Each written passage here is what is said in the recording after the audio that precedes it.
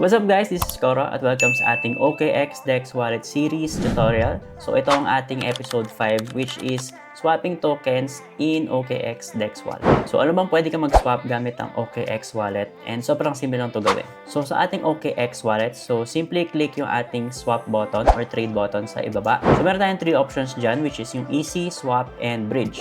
So just click swap. Sa itaas, just choose your currency na gusto mong i-swap. So for example, ang gusto kong piliin is yung mismong Solana sa Solana Network. And sa ibaba naman is yung kung anong currency yung gusto mo siyang i-swap or ipapalit. So for example, yung Sol na pinili ko sa taas is gusto kong gawing USDT under Solana chain.